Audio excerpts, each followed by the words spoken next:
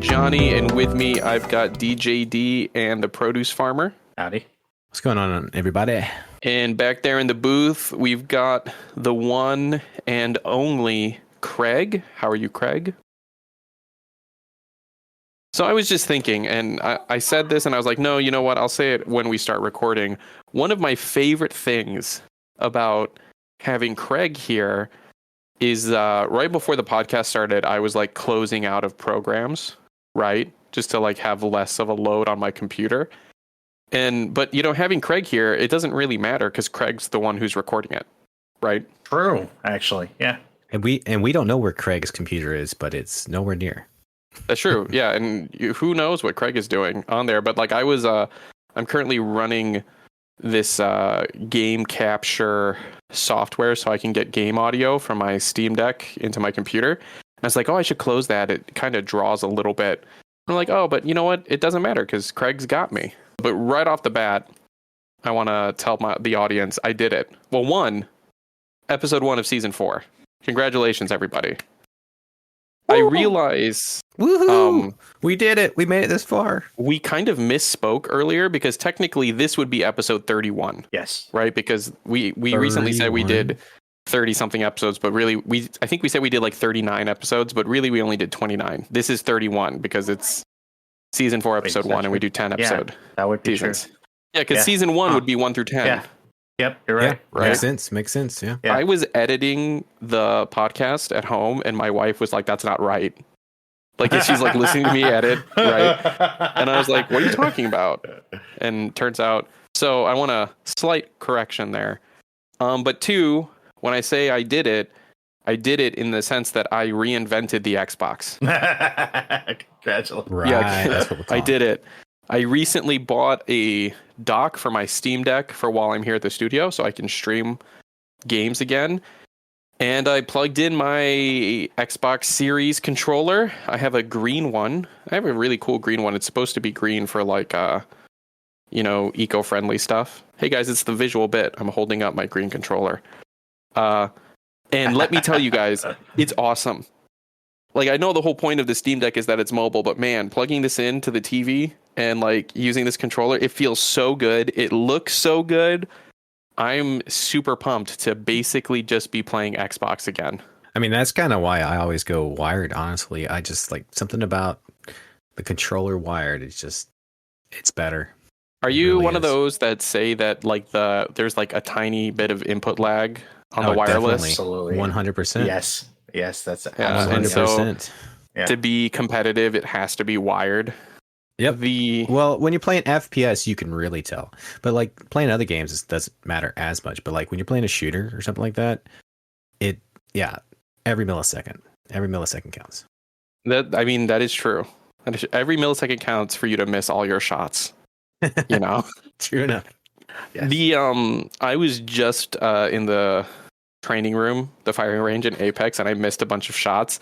And I'm like, listen, I missed those shots because the training dummies are standing still and normally they're moving. So when you shoot slightly off, I mean, that's not terrible logic, right? Well, normally they're moving, so you shoot kind of around them. It's also like a little training thing for your brain. It's like to like mix it up because you get used to certain patterns and you will default to those patterns. You know, you will automatically default to certain patterns, and when somebody like throws a different strategy out there, you will tend to miss. So that's why it's good to shake it up. Honestly, the firing range on any game is just a huge thing. I love it in Halo, love it in Apex. Any game that does that, it's just nice to mix it up, you know. So Farm, what is your dodge pattern? Why don't you go ahead and let it out there for the world to hear? If you my dodge pattern, like when you get into a firefight in Apex or any kind of game, you know, your little strafe pattern you do. What's your strafe pattern? Do you move to the left or to the right? That would be my first question. It's really in the moment, honestly. Like I change depending on who I'm actually fighting. It's kind of like depending on if they're going left, I'm usually like, you know, wanting to offset that at first. But then if they correct their shot, then you want to go what they're not expecting. So sometimes you'll go right, left, but then sometimes you go right, left, you know, dodge, you know, maybe crouch, but just like to keep avoiding their shot so you win out the battle. It's kind of a mind game. I feel like for me, and like you said, I mean, a lot matters, right? Like what is the environment you're in? Like, where do you have space to move around? That also kind of plays. Like, True. are you moving toward cover, whatever? But I feel like as a general rule, if I'm holding a controller, if I start to dodge, I tend to pull to my left first, just as that natural. I'll go left and turn my head right. That shot. Yeah, I think that might do. be. I think that might be like a general tendency for most people. I think I probably do the same. You know, I'll go left first, maybe even like do a little crouch and then go back right. That's the one that, I'm not so good at crouching while I'm shooting or jumping. I hate that.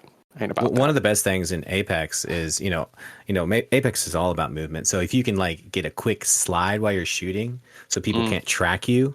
So you're missing you're moving so fast they can't track you fast enough, but you're hitting all your shots because you're just sliding along the path, and just like hitting all your shots. So, or even better, you slide and you're too fast for them to track you, and you miss all your shots because you're also moving too fast to track them. So you look cool, but that's it. Sometimes you slide into a death trap. Right? You just slide in, and at the end, they all just fire on you, and you die, and you're like, freaking nailed it. Boom, baby. Hashtag nailed it. No, is that what you're going to say too, David? Oh, I was going to say sliding like that is illegal in 7 states. So, I mean, you just got to be careful where you live. Depending which game you play and what's the policies, got to be careful. Like Valorant, it's not about that at all, is it? Oh, my gosh. Don't get me started. Oh, totally man. Different. Like that. Yeah. Because Valorant, the way that Valorant works is that if you're moving and shooting, your recoil is insane. And it's like just about impossible to hit anything. And so it's the opposite. You have like no aiming ability whatsoever. And that's really, really different from any other shooter I've ever played. Right. So the idea of having to like stop and fire, it makes me feel like I'm regressing, right? It's almost like counterintuitive. Yeah. I'm returning back to like before I ever learned how to play shooters. I'm returning back to like my dad's like first days in Rainbow Six, Well, it's almost it's like you have to unlearn the things you've taught yourself. Like, oh, I got to keep going. I got to keep being aggressive. I got to keep moving. And now you've got to unlearn that. And like again, like you said, like almost like when you first pick up the controller, that's the way you need to be in a way. You have to stop and, it's so interesting and it's really tactical too. Here's my question. I noticed that when Valorant first came to PC, a bunch of people were playing it who normally did not necessarily play shooters, right? Like they were either League players, like League of Legends or something, because they were already in a Riot-like economy, or like they were just fresh to like any kind of like combat game in general. And like, not that everybody who played Valorant was that way, but there were a lot of people who played Valorant when it first came out who just like that was not necessarily the kind of game you'd associate with them, right? They just had say no what you want to say. Say genre. they were bad at shooters. I almost wonder if that didn't serve as an advantage to them because they never learned like all the ingrained instincts of shooters that we now have. Of like strafing and shooting at the same time, of constantly dodging, constantly moving, of tracking your shots a lot more.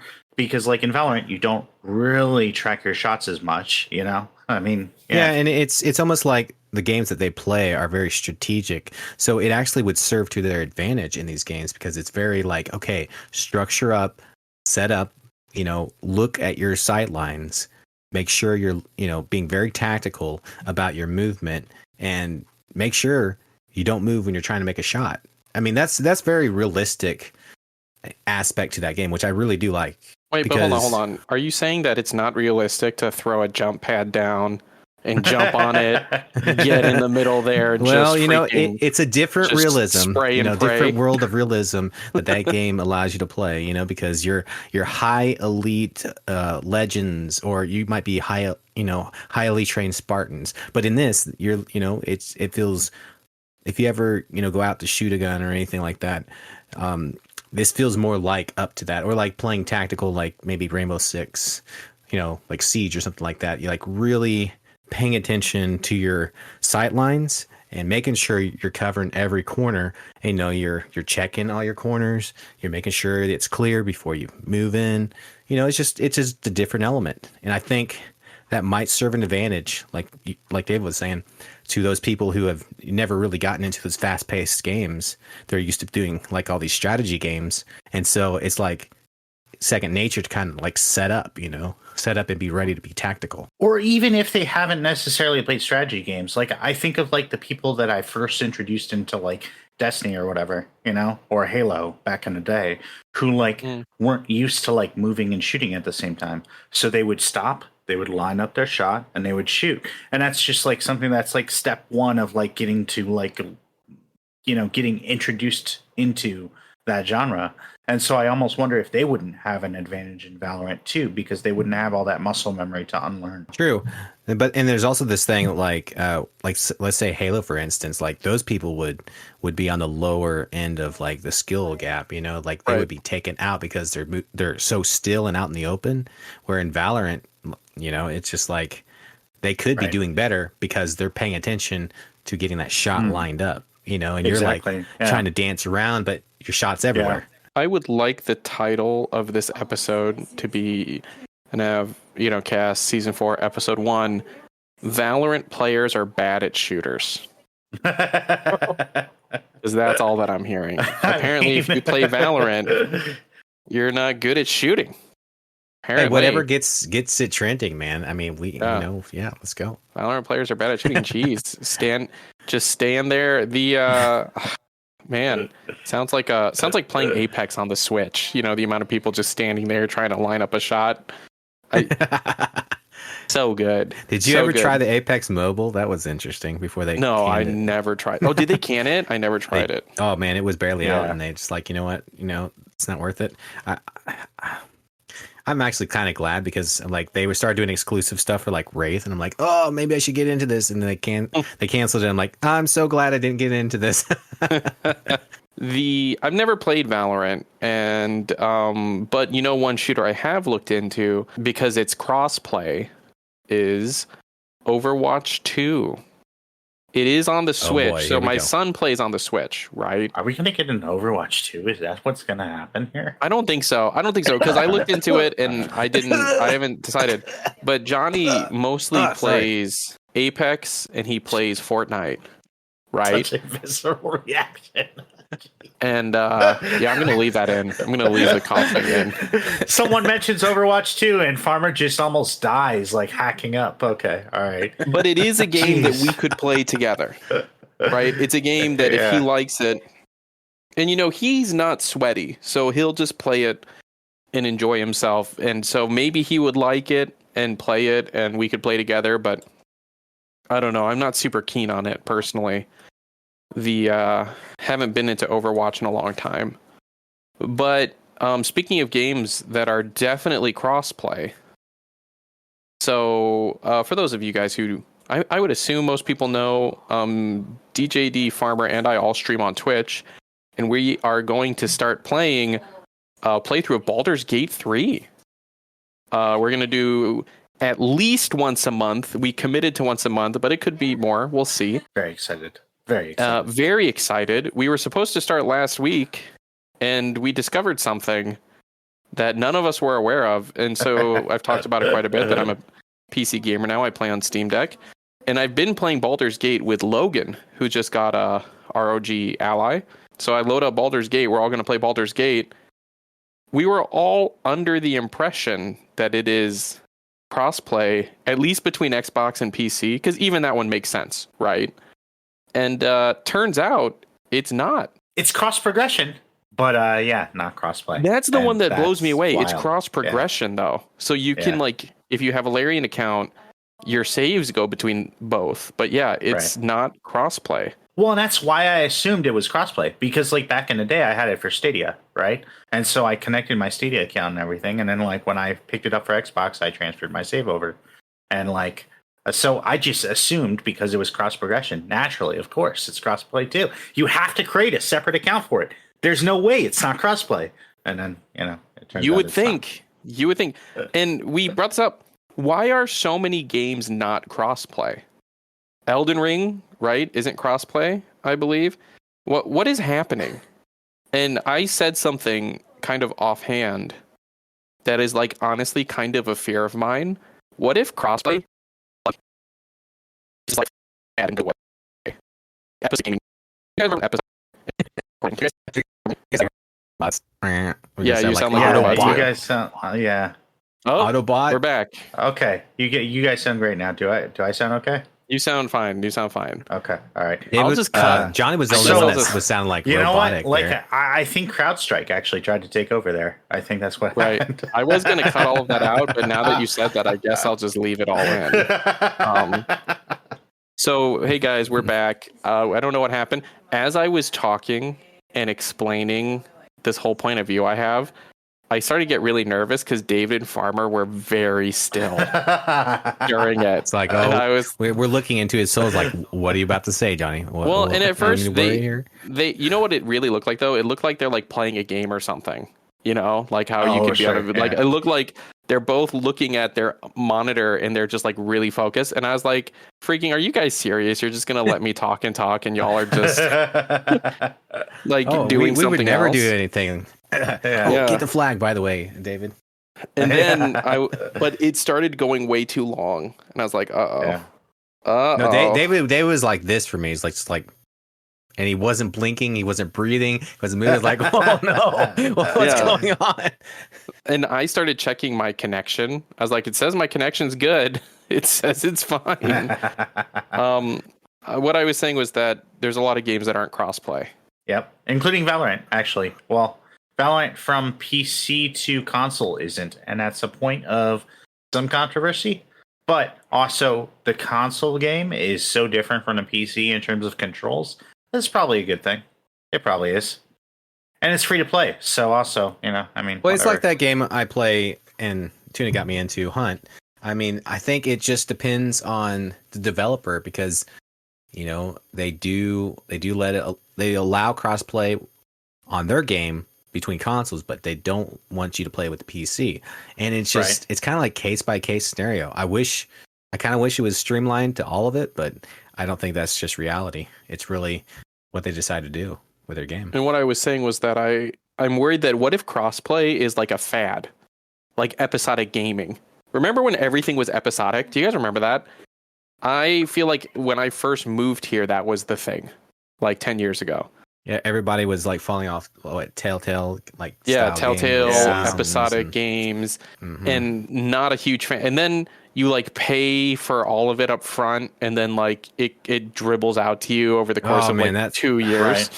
Yeah, that was rough. Yeah, like I remember getting like there's 2 different games that I got, but like waiting for it and like playing the one chapter, and then like it's really hard to play the one chapter and then have to wait for the next 4. 2 hours. If that long. Yeah. And so you get through, and then you get hyped up to just get kind of like set, kind of like set it back down to like, man, I gotta wait like a month or 2 now. So or 3. I don't know. I guess you get used to it with shows, but even shows at that time, Netflix and was dropping the whole season, so you were getting used to that, and yeah, it was rough. It was rough. Like when I got the Batman, man, that was rough on trying to wait on season 2 and then going through all those chapters. Well, and the problem is too that a game can always like get canceled, right? Like after like 1-2 seasons or whatever, and leave tons of open-ended questions. And I feel like it's a lot harder in a game to tie those up satisfactorily. Like you need a lot more time, I feel like, because of the branching choices that you just like, if you end up like getting canceled, like you have a lot of loose threads left. They did that to one of their games, and that's because of this very reason. If it had been like a whole game, maybe not, but like because they had it like in parts, they didn't finish it. I believe one of their games was like that. One of the Telltale games, I mean, maybe even multiple, I'm not sure. But I know also, like, that's one of my problems with As Dusk Falls. Like, they wrap up kind of like the first book or whatever of As Dusk Falls. But, like, you're still left with a lot of questions. And then that game just, never got, like, any additional, like, content. Yeah, that's rough. That's too bad. That would be so sad if they're like, oh yeah, crossplay, that was like a fun thing we did for a few years, and now we're all back to our own walled gardens kind of a deal. I think it's really hard to take something away after you've introduced it, right? And I don't think episodic gaming was. I think episodic gaming was like Apple did it with ports. Well, just think about like dual, like Halo 2 introduced, dueling with weapons, and then dueling it's kind of like a thing that gets to dual wielding is kind of a thing that comes around every once in a while, but they only use it sparingly.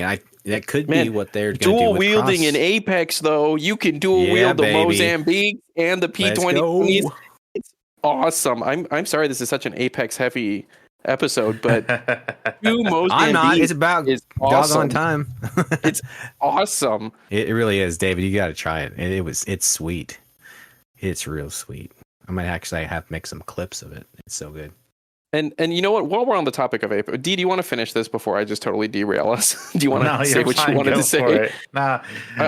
We talked about this in the Nav meeting, but why Apex has this weird reputation among people that it's like super hardcore, and oh man, I'm always like, hey, why don't we play some Apex? And people are like, oh man, I'm not good at Apex, I'm scared, or this, and it's like I was just talking with a streamer who, by the way, is not DiJaDi. I want to clarify this because after this whole description, I was like, I realized I just described David, but it's not David. I was like, you should play Apex, and she was like, ha ha ha ha, no way, like there's no way I would play that game. It's like way too hardcore. But then she's like, she's played COD, she's played PUBG, she's played Halo. These are all relatively serious shooters, but then she's like, no, but Apex, I couldn't do it. No, it's too hardcore. And I'm like, is it? My son's favorite character is a guy who blew his own legs off. Like, is it really? Is it really that hardcore? I don't know. Like, I mean, we talked about this on stream and everything too, I think. But I think part of the reputation is deserved because it is a pretty competitive and sweaty game. But also, I think a lot of it, too, is just people, getting intimidated by the connotation of something as opposed to, the reality of something. I also brought up, in our off-podcast discussion, a lot of people play Genshin Impact, which is one of the more, intricate and involved RPGs I've ever played when it comes down to it. With the number of different levels to it and leveling up your gear and your armor and your character and all of that. That's not surface level RPG, And yet people who play Genshin are so nervous about jumping into a different RPG. When it comes down to it, most other RPGs are more streamlined. If anything, you're already playing something that's more complicated. And not necessarily in a good way complicated even, because a lot of free-to-play games are based on monetization, right? And so there's even that aspect of it. But yeah, I think people get in their own heads about a lot of things. It's interesting to talk with people who play Genshin and would be like, oh yeah, I'm not a super serious gamer, but they're talking the same way. I used to play ESO at a pretty high level, back in it's way higher now, but at the time, I was probably in the top 10% of players, especially in PvP. And to hear friends be like, oh, I don't really do serious gaming. I like to play Animal Crossing and Genshin. And then they're min-maxing their stats on their weapons and their people. And they're like, oh, yeah, you shouldn't use so-and-so because you get an extra 1% of whatever if you use so-and-so instead on the team. And I'm like, you guys are... This is pretty real gaming, by the way. Just so you know. Yeah, this is literally... Yeah. On top level of other games, same thing. Yeah, y'all are hardcore nerding out, and that's not bad. But I'm just saying, you could play Apex. Yeah, if you wanted.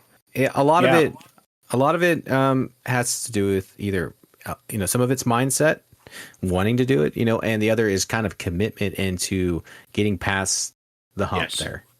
I think that's so huge because so many people want to jump in and play the first game and then think that they're going to get it the first game. And no, Apex is not like that at all.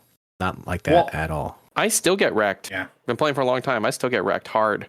Well, anybody who talks about how complicated Stellaris is, right? When it comes down to it, Stellaris is as deep as you want it to be. You don't have to pay attention to most of the different levels of Stellaris. You can focus on surface level stuff. But you have to learn like the very, very basics of like where everything is located in terms of UI, in terms of like the elements involved with like that RTS. And like, I mean, that's the like learning any game is like learning a language a little bit, like a microcosm of it, where like, you know, there's certain elements of it that are going to be different that you need to learn. But once you have those down, there's so many similarities between that game and other games that you've probably played that you really can figure it out pretty easily. Once you figure out like the differences on the surface level, you're going to be fine in like most other similar games, like especially if they're in the same genre and just or even cross genre. Yeah, I mean, yes, cross genre to an extent. Well, I think of in Genshin, they have tiered loot. Oh, sure. And like the colors of tiered loot, that applies in World of Warcraft, that applies in Destiny. Like a Genshin player could play Destiny and understand, oh, right, the blue gear isn't as good as the purple gear, right? Like pretty easy to figure that stuff out.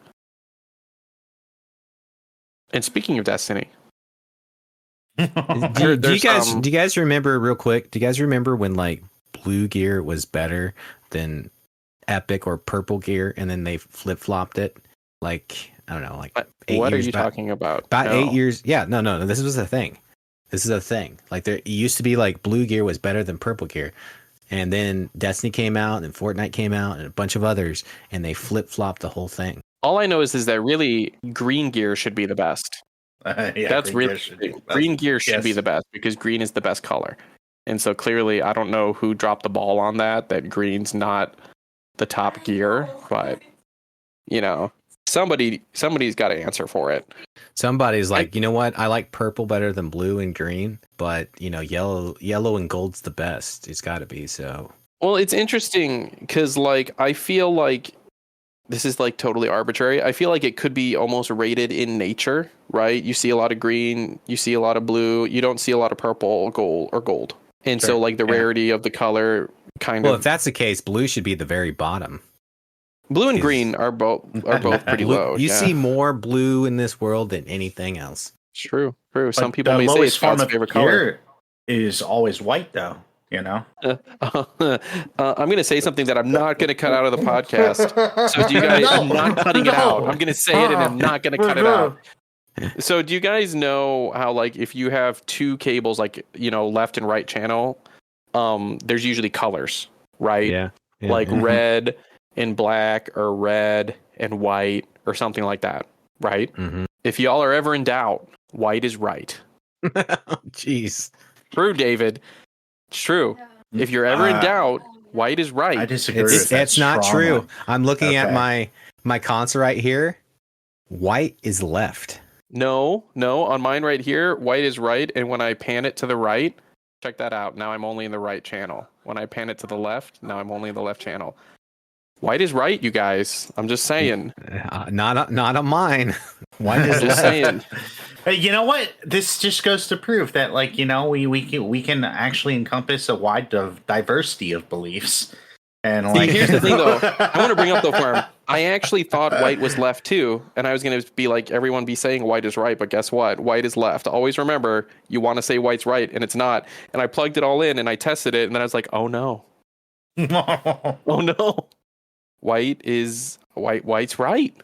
We're gonna Google it right now.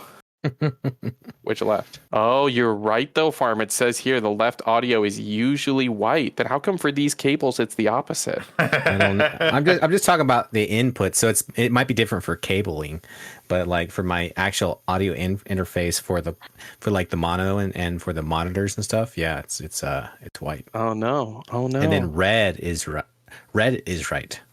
So 2 R's. Red, R. right. But I have these cables. What is going on? I don't get it. What? We have started a conundrum. This is going to be the most confusing episode for someone to listen to ever. Like, people are going to like literally think that they're going insane listening to this. They'll be Googling. They'll be Google wiring and sound stuff, and they'll get in this whole thing they've never thought about before. It's gonna be great. It's gonna be great. If you guys listen to a podcast or listen to something, do you start at the most recent season and listen to it and then work through a backlog, or do you start at the beginning and go all the way until present day? I'm so big into like starting from the beginning of any inception of anything. Honestly, if I'm gonna commit to it, I'm gonna start at the beginning. If it's clearly separated into like series and stuff like that, I tend to listen to the most recent series, and then if I really like it, I start to go back. Wow. Which isn't how I deal with movies or anything like that. But as far as like something like this, where it's like 40 episodes, should I start in episode 1? Well, I'll start at episode 31, you know, and see if I like it. Well, I guess it depends on how it is brought to your attention, you know, like where'd you find it? In what medium did you see it first? You're probably going to listen to either that short or that ad that you just saw of it, and you know, kind of connect to it, and then maybe go back. So I guess there is that too. For me, when it comes down to it, if it's time sensitive, then I want to listen to the most recent because like that's the most relevant, right? So like, right. I mean, like Morning Somewhere, I will probably start at the most recent and then listen backwards or whatever through them. Or like something like a news podcast, I'll usually listen to like the more recent episodes, or politics or whatever, the more recent episodes first, because those are going to be the ones that are current day that I want to actually know about, like what's going on in the world or whatever right now, as opposed to like what happened like 3 months ago. Yeah, if it's news, it doesn't matter if it's way back there as much, does it? Yeah, something like Talkville or something like that, I would want to start at the beginning, or something narrative, or something like that doesn't really matter. Like, or something that's old that I haven't listened to in a long time, like the Rooster Teeth podcast or something, you know? Then I'll start at the very beginning and work my way up, because like none of that is really necessarily relevant anymore. I don't need to worry about the relevancy. I can just enjoy it from the beginning. But then there's this weird third category where like anything that like has specific episodes that I care about more than I do like various other topics. Like the Lex Friedman podcast is an example of this for me, where I don't really necessarily care too much about hearing these engineers talk about AI that much, right? Or like cryptocurrency or any of that stuff for the most part, because they get like into the nitty gritty stuff, and then it's like, okay, this is like either it's beyond my level of knowledge so that I can't quite comprehend what they're even like really talking about, or I just don't really have an interest in it. So like, you know, I'm kind of like just not interested. Or there's also a history podcast I listen to that talks about various elements of history, like various like periods. So like certain periods interest me more than other periods. Like there was an episode of this one on the Spanish-American War, and then the whole like our whole American Philippines conflict, let's say. Which there was a lot of stuff there that I had no idea about, but I did want to listen to that because, you know, I mean, like having some Southeast Asian in me, I did want to kind of know a little bit more about that region and America's, like, you know, interactions there. But so it really depends. Really good points. Yeah. I think that you brought up some really good things there, because when you think about it, like if they are talking about certain things that interest you more, especially in a podcast where you're like, I'm not necessarily interested about the whole thing, but like there's some really key things that I'd really like to see what they have to say, you know? And so Are we really going to try to just move on without mentioning how much of a nerd David is with his like podcast nerd stuff? Like, are we really gonna just move on? As what was that? I've been listening to a lot of podcasts lately. Okay, he gave us so much definition in so many different categories. Like, what do we even do with this? And he's like, man, I'm listening to this. I'm listening to this historical podcast. I'm listening to that. I'm just like, oh my god. Man. Yeah, wow, deep dive. But I definitely like what David was saying about like the being relevant. Yes, relevant. I'm sorry. Relevant. Yeah, relevant. I'm sorry. So like even on our podcast, you know, where we was like, oh, this applies next week. You know, it's going to be a week late, but whatever. You guys know how there are always like some cheap games that are just like ripoffs, right? Like Fall Guys isn't on the Steam, but there's a game called Stumble Guys. Right, like Fall Guys is in Fortnite, right? Too. Yeah, right now. You guys know there's I feel like there's a magazine called Relevant. We could start Revelant. Revelant magazine. Isn't there that like Christian magazine that's called Yes, like? I think so. Yeah, I think that's it. Yeah. Yeah. But I am committed to this, you guys. I had David send me his list of things to talk about. David, tell me about another Destiny nerf. Tell me about it. This isn't the layoffs. This is different. The layoffs were also kind of a nerf for Bungie. Well, actually, let's start there. So, Sony basically kind of clarified what's going on with Bungie, and they basically said that anybody who's not working on Destiny or Marathon is now becoming part of Sony proper. And like, so this is very much like a gradual takeover, Hostile is what it seems. takeover. So, I mean, I don't know that it's hostile so much as just unwanted, but I mean, like, You heard it here first. I mean, like, yeah, I mean, Bungie I didn't would meet kinda the call it. requirements, and Yeah. Sony's taking over. But I mean, like, that Yeah. also was fairly predictable, you know? I mean, like, that's kind of was like writing on the wall a little bit. Again, I was hoping that Final Shape would change that with how well it was received, but apparently it didn't. So, it really kind of sucks because, like, Bungie had so much autonomy, which is very unusual for a subsidiary studio, I feel like. Like, they didn't have that autonomy under Microsoft or Activision when it came down to it. So, But excuse me for saying this, but tell me, like, how could you have so much autonomy and so much goodwill and just destroy it with your audience and with everything else? Like, come on. Like, that was... Well, that happened to... part of it had to do with, you know, the community manager just leaving and all that, too. You know, just... yeah, but you know what? The community manager isn't responsible for nerfing my helmet. I know, but, you know... Or like so they started doing like a new thing this year as opposed to like their previous years where before they had seasons, right? That would last about like 3 months or so, you know? Right. 3 seasons a year, right? Yeah. 4 seasons a year. 4 seasons a year. Yeah, 4 seasons a year. And then they'd have like events or whatever, like throughout the season or whatever. So like your summer event, your winter event, all that jazz.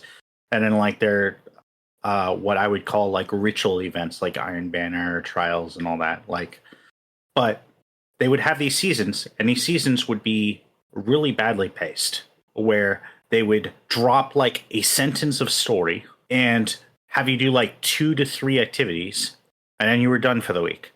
And then the next week, same thing. And then the next week, same thing. And what they started out as was you would be probably 6 weeks in or whatever. And then they just stopped dropping anything the next like several weeks. And then at the very end of the season, they'd have like 1 or 2 more weeks of content, right? And that was really bizarre pacing. But then they switched it so that that gap still happened, but it's happened in the middle. So you would have like 4 weeks of content, a gap of 4 weeks, and then 4 weeks more of content. And one of the things that was kind of exciting about their restructuring seasons to be now chapters and episodes or whatever was the idea that, hey, maybe with longer quote unquote seasons that they're now calling episodes, right? Maybe these will be better paced. Maybe they just needed more time to like really tell a comprehensive story. Turns out, no, it's still the same thing. That's really frustrating I feel like what you just described is like they Zack Snydered it, right? Like, I mean, yeah, kind of. Yeah, Zack Snyder, he couldn't tell. He needed 18 hours to tell the story he wanted to tell in Justice League. All right, well, and not 2. Like, at that point, don't drip feed it. Then just toss a mission in there. Like give me all the content or whatever, and let me burn through it real quick, and then I'll come back in 3 months. You know, like, I know that's not what they want. It's a live service game, so they will obviously want you coming back every week. But like, there's just not enough to justify constantly doing that, especially during those gap weeks where there's just nothing to do. And like, they try to time those gap weeks around, like having like those like seasonal events, like the summer event or the winter event and all that jazz. But like, even so, that doesn't make up for the fact that like, hey, I was invested in the story, and you just stopped telling it to me. It's like if you were telling your kid a story on their way to sleep or whatever, and then you just stopped before they fell asleep, just randomly, like, you know, a few sentences. Well, what happens when you're telling the story? What happens when you're telling the story and they fall asleep and they don't get to hear the whole thing anyways?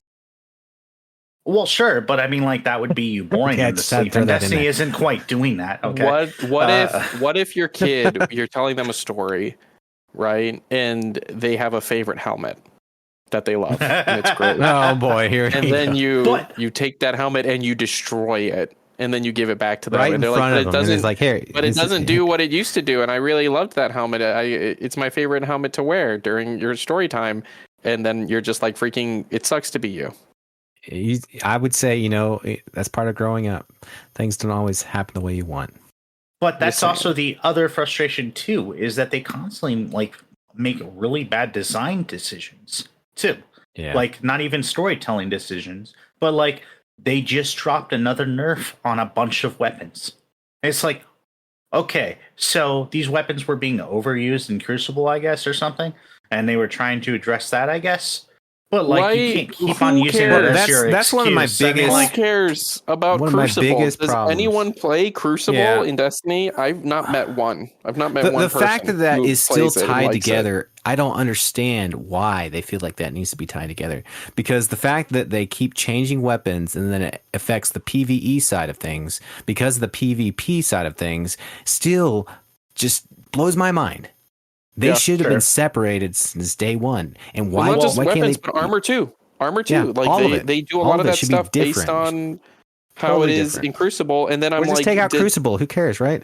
yeah. Does anyone play well, it's Crucible? just armor and weapons. Just have your guardian drop all their armor and weapons to go into the Crucible. Boom. You know? Exactly. Like, yeah. I mean, they could easily yeah. fix that and make it more competitive. But- But instead, they have this this whole thing where they're like trying to balance, and they can never get it because guess what? It's never going to happen with But all their I- armor I'm- and abilities and all that But stuff. what if instead of trying to balance it and doing that, what if they just destroy their game instead? I mean, Here we are. yeah. Like, and it's just like, Tell us you're tired of making Destiny without telling us you're tired of making Destiny. right. Am I right? One, like, I mean, so they came out with like their community manager, one of their better ones, who just recently returned and somehow got a better role and everything, which is great. I'm happy for him.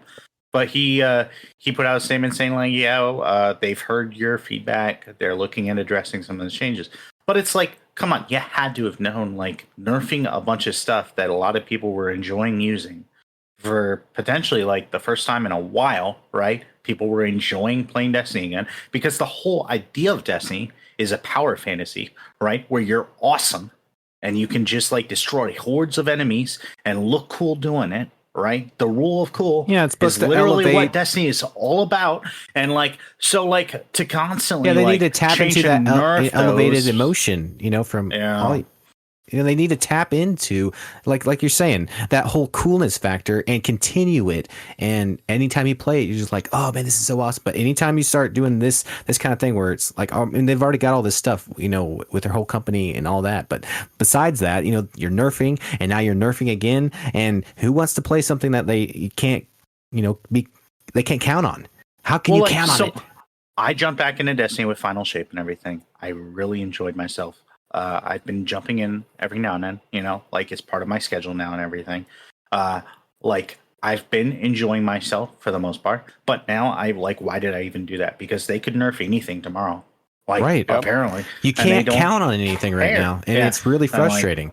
And that was the most frustrating thing for us, right? Was because we were playing Destiny regularly together. Oh, yeah. Right? We spent a lot of time build crafting, which is not our favorite parts of the game, I would say. But like we found some builds that we really enjoyed. And then like all of those were taken away from us.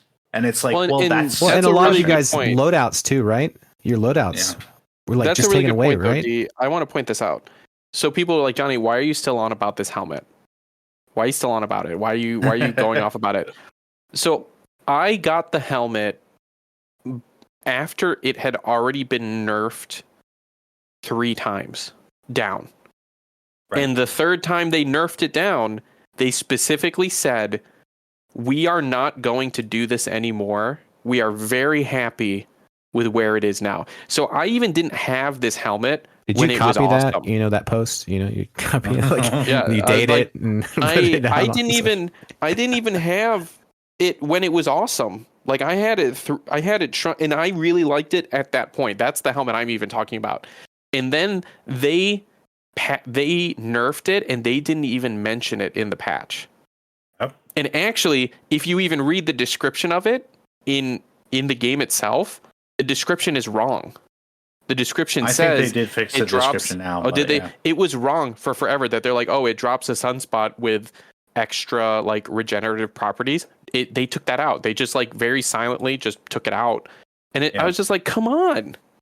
If you guys can't tell, Johnny's really been burnt by this. Well, no, it's being burnt by exactly what David said of like, they can just take out anything. They're like, and they said they're not going to do it. Not justify. Like, what I loved about like Destiny 1 and even in the early days of Destiny 2 was that they would give a reason for every single nerf or like buff, right? Like they would go into the weeds and like actually explain, oh yeah, like X number of people, like X% of people were like using this, so we kind of wanted to balance it with the other stuff or whatever. Or like, yeah, we noticed like this was causing this effect or whatever, and like that was kind of not our intention. And like they would go into the weeds. They would give details of like every single nerf and buff for the longest time. And now, of course, they don't have the people to do that anyway. But like that level of communication was super appreciated. It reminds me so much, actually, in the worst of ways, of Wildcard, right? Where Wildcard was like the most communicative game studio I had ever seen, right? And like they were explaining everything they were doing with Ark Survival Evolved, and they were like really, really, really like being honest, transparent, like telling us what they were going to buff and what they weren't, and everything, like what new dinos were going to be introduced, like what features they were working on next, when the next maps would be released, and everything, and like, oh, we had to disable this dino for now, or whatever, and like, oh, we have our next event coming up, and like always like being super communicative, like about like the state of the game, like all the technical aspects of it, and then like they just stopped doing that. And this very much is like the Bungie that we're dealing with now, where they just barely care about the impact, right? And I think like there's two things that I will always harp on, and that's impact and methodology, right? And both of those at Bungie suck right now. They really do. I mean, and that's really bad for everyone who plays their game. If they keep going, there won't be a Bungie. It'll just get absorbed into Sony, you know? Well, and I think that's already essentially going to happen. Like right now, I think they're pretty much, I don't know for sure. I'm not on the inside, but based on like what the statement Sony put forth about like their reorganization of Bungie and everything, of like taking away all their non-game related roles, it seems like very much like they're just another subsidiary studio now. Like, you're just working on the game. That's it. We're going to take care of everything else. And like, then we'll decide what to do with the game, you know? Because I have no confidence. Like, I think even Marathon could potentially be exclusive to PlayStation at this point. I think Sony could make that call. And that was one of Bungie's promises to its players when they got bought by Sony, was like, we have complete autonomy. We get to decide what's exclusive and what's not. And like, I just don't think they have that power anymore. But we'll see. I think there's a certain element to like, even outside of like Destiny and any other like season pass style games, I think, you know, we've gotten to a place as players, like anything that's season pass, you have to be inundated with that game constantly every day. But I don't agree with that philosophy. I think it's better, like David was saying about, you know, like have it where you can come in and do a bunch of things. Sure, they're working on it and they continue to work on it, but don't be so demanding, I guess, in a way, as an audience, to like expect that they have to have something every day. I'd rather have content where I can, you know, enjoy it for like a week or two at a time, and then be able to go pace myself on something different, instead of feeling this whole constant need to be in that same game every day and missing out, you know? Right. And that's what they need to tailor their games to, I believe. I think that would help all these studios that are trying to do like season pass, like even like Suicide Squad and stuff like that, you know? Right. People are struggling to maintain the whole player base. You know, everybody's out there posting, oh, this game doesn't have any players this week, you know? And I hate that too. It's not about who's playing it that day, you know? So I'm going to bring up two things that I constantly bring up, right? Because that's just been like a staple of this podcast. I'm going to bring up Anthem, and I'm going to bring up Suicide Squad again, because you just did. Dresden Files. And Dresden Files, yes. Because the Dresden Files game would be amazing. But Anthem, I feel like absolutely would have benefited as not being live service, but being a game that has regular like expansion drops, like in a traditional format. Remember Yeah. DLCs? Yeah. Remember that? Yeah. You guys remember when like something would come out like a few times a year and they would give you like a whole nother thing? Remember that? Wasn't that great? I feel like Anthem it gives you time to absolutely could have pace and done play other games. fantastically as that. And then I think That would be great for Halo Infinite too. Story wise, why don't they just drop some story DLC? Yeah, honestly, dude. yeah. telling If me. they drop They would story make a DLC, ton of like money. if they dropped me. it, they need to set aside a team, have it work on story DLC in the background, and every 3 to 6 months or whatever, drop another expansion. Boom. That's Even it. if it's That's once a it. year. Yeah. Even if it's once a year. It's Even, like, even once every 12 waiting months. for something on that game. Yeah. Like They honestly, need something. Ugh. and when we come back to, let me go to Suicide Squad first, and then I'll go back to Destiny. Go ahead. Where Suicide Squad, essentially the same problem, right? Pacing is everything when it comes to a live service game. You either need to nail that or you need to not be live service. The problem with Suicide Squad is that it's great right up until the very, very end, and then it just falls apart. And it's like, come on. Like, you guys could have nailed this by either delivering a really good end to the story or a way better pacing mechanism that was like actually echoed throughout the rest of the story. And neither of those things happened. And that's where Suicide Squad fails. Like, Suicide Squad is actually a really great co-op game right up until the very end. And then the end just falls lackluster. It's like, okay, well, that when sucks. David and I were Like, I playing mean, like, that, like we were all hyped up until that moment when we got to the end, and then we're just like, wait, that's it? Like, what just happened? You know, we were enjoying the whole ride up until that point, and it all failed because of one thing. Them trying to do the season pass and like have this continuous story where you're following along in this whole, you know, constantly being in their game and like, leaving the story to keep you like baited in a way to like, oh, you got to keep, you know, playing and wait for the season to get the rest of the story, which they've never done that. Rocksteady's never done that.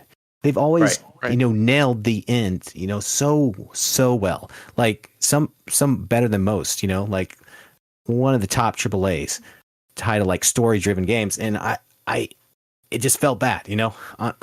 Well, and like the end of Suicide Squad, without spoiling it too much, is like literally, you did this thing, great, do it 13 more times, and like there's no explanation of why. There's no explanation of like the additional context that you'll get by doing it those additional times, and there's really not all that much difference in doing it the other times, at least as far as I've seen from like what I've like read. Right, and a lot of it like, again is still tied into what's next in the story. They're not going to give you it, and it dumbs down the whole thing. You know, it dumbs down the whole narrative that they're trying to tell, and which isn't good. And I understand now kind of why it got what it got. You know, because yes, but also like those people harp on like the fact that they think that it was a bad game overall, or that Rocksteady just failed there the entire time, and that's not true. Right, like that game was polished. That game was fun.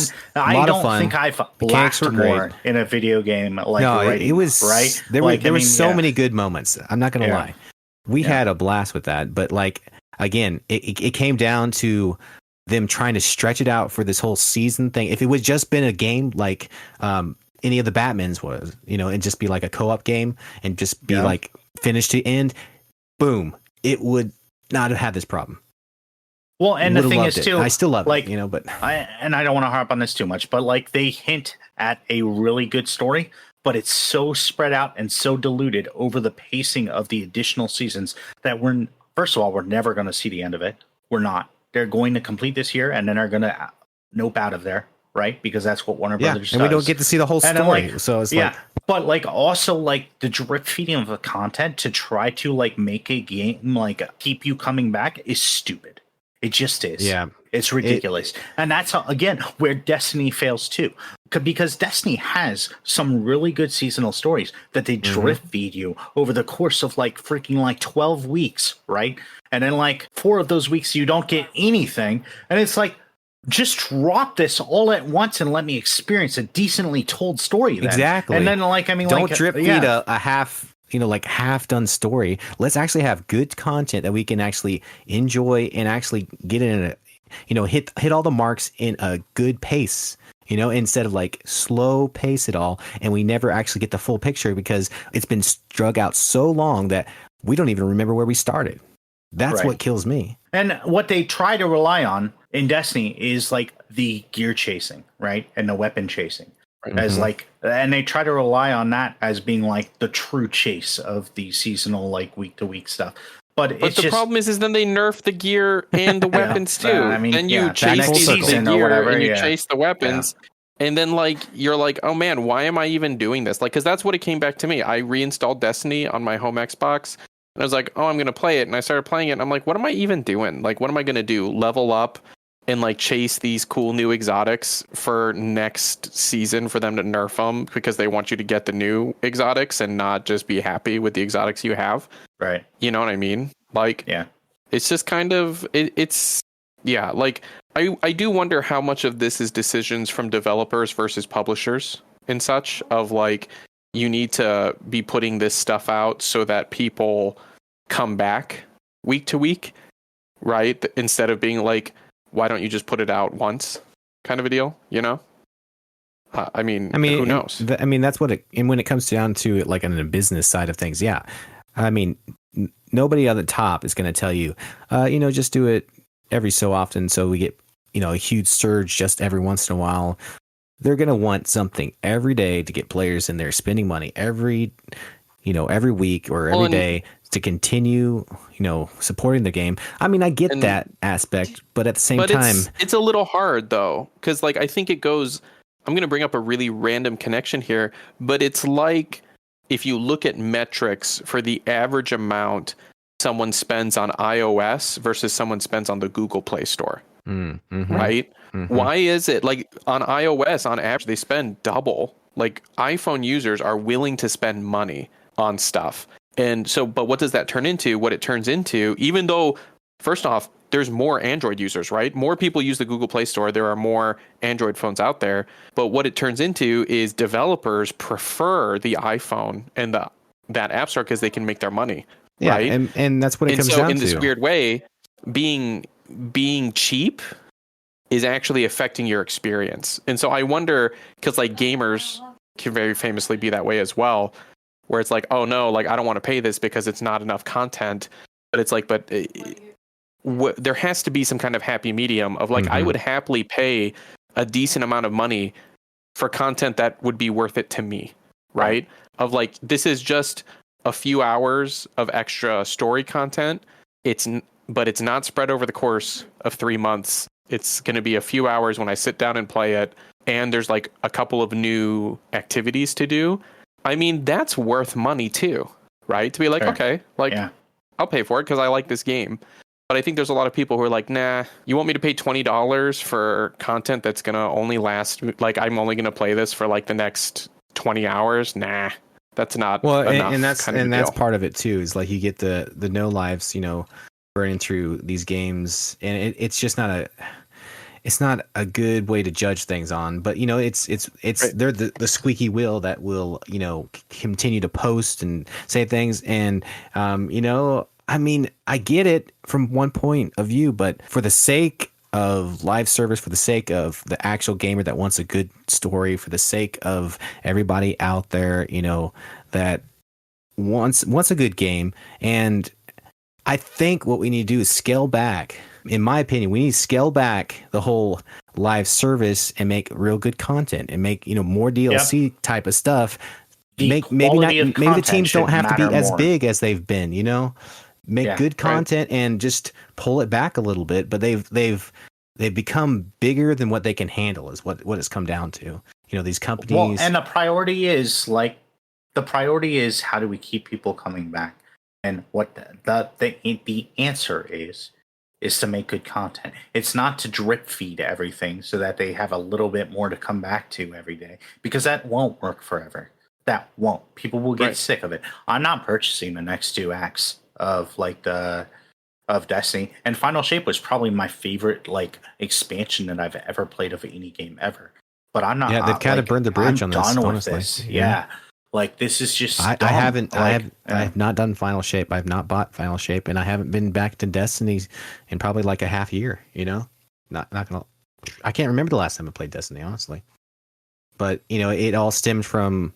I mean, I we were having fun doing these dungeons. Man, I was having a blast with you guys, and then all of a sudden that nerf happened, and I know you guys are like, "Oh, I'm not going back," and I haven't been back at all. You know, once I kind of got that vibe from you guys, I'm just like, you know what? I got other things I'm gonna do, and that's. I would love to be that way, but David, man, I just feel bad for him, and I'm just like, maybe I should just try and get back into it, and then I load back in, and my shield's down, and I'm not healing, and I'm like, I don't even know what's happening anymore. What's going on, guys? So one thing I want to bring up about this podcast is that I feel like the first 20 minutes are slow, and then it just takes off, right? We just hit something, and it just takes off.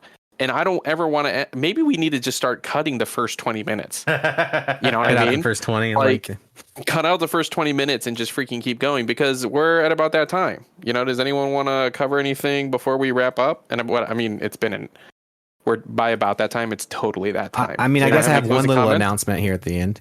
Oh yes, my new song came out yesterday, so super pumped about that. Yes, everyone go listen to it. Yeah, go listen to it. It's on my socials, so go check it out. Yeah. It's called Winner by Ethan LaDon Reynolds. We don't even know who that is because we call him Farmer here. Yeah. Yes, that is my name. So if you didn't Ethan know LaDon Reynolds before, you know now. Go check it out. Listen to it on the streaming service of your choice. But I do want to say this: don't just play it on loop and repeat, because it will not count those streams and think they are fraudulent. So make sure you put it on a playlist with a few songs and then loop that playlist. Oh, that's not interesting. Just that one I didn't know song. that. Yeah. All right. Yeah, this is a new thing. So like, I also make music, and stream. They're all worried about that now. So like, they have all of these things about it. So make a playlist of your top 4 favorite songs and add Ethan's new song "Winner" on there and freaking play it. Yeah, it'll get stuck in your head. Apparently, that's what it will. That's what everybody says. So. I had the pleasure of mixing a little bit of it, and yeah, I can hear it right now. I haven't listened to it yet today, and I can the part that's stuck in my head, I know it. It's there. Yep. Yeah. And have you guys seen shout out to Inside Johnny Out for all he did on that to you're bring welcome. it to fruition here and make kind of a pipe dream come true. It's not a pipe dream, it's a real dream. Yeah, it's a real dream. Anyway, it's a real dream. That's it. Yeah. I'm a real Make sure boy. you guys and also Farm D, congratulations on season 4. Yes, yeah, dude. Congratulations, Look at us. guys. Let's go. Look Look at at us. We're at 31 episodes done. Only I can't do math in my head right now. But Yeah, we're halfway through the year. we're so close to 100. Yeah. Only Episode 69 left, guys. Oh, that's true. Anyway, we'll see you guys later. Make sure you do all the things. Bye. Bye.